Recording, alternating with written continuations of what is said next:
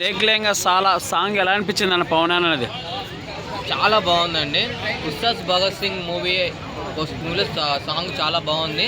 And ఇంత డిఫరెంట్గా music కానీ అండ్ సాంగ్ కానీ కొంచెం ఏదో కాపీ పబ్లిక్ కూడా ట్రోల్ చేస్తున్నారు, వేరే సాంగ్ కాపీ కొట్టారని చెప్పి అంటున్నారు. అదేం లేదండి, మ్యూజిక్ అయితే చాలా బాగుంది, సాంగ్ అయితే చాలా బాగుందండి.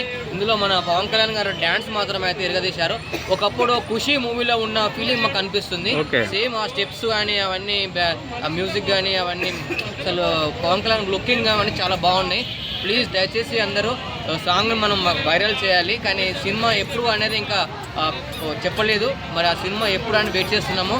ఆ సాంగే ఒక వేరే లెవెల్లో ఉంది. అసలు ఎలా అనిపించింది అన్న cap, black cap, black look లో చాలా బాగుంది. కళ్యాణ్ సార్ వాళ్ళ లుకింగ్ చాలా బాగుంది. ఆ లుకింగ్ అయితే మేము ఫిదా అయిపోయాము. ఆ సాంగ్, ఆ డాన్స్ మాత్రం అయితే ఒక వేరే లెవెల్. అన్న శ్రీలీల ఎలా అనిపించింది అన్న? అన్నతో శ్రీలీల పక్కన పవన్ కళ్యాణ్ గారు చేయడం అంటే నాకు చేస్తారు అనుకోలేదు, కానీ ఈసారి చూడబోతున్నాము. శ్రీలీల గారు ఇప్పుడు ట్రెండింగ్ లో ఉన్నారు. ప్రతి ఒక్క హీరోతో డాన్స్ చేస్తున్నారు, ప్రతి ఒక్క యాక్ట్ చేస్తున్నారు. కానీ చాలా బాగుంది అసలు.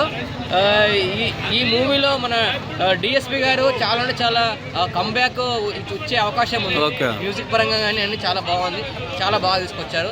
హరిశంకర్ ఎలా చూపించబోతున్నారన్న మన పవన్ లెవెల్లో చూపిస్తున్నారు. ఎందుకంటే ఇప్పుడు ఉత్సవ్ భగత్ సింగ్ అనేది ఒక నేమ్, ఒకప్పుడు ఏంటి పూర్వం అనేది తీసుకుంటారు అనుకుంటున్నాను.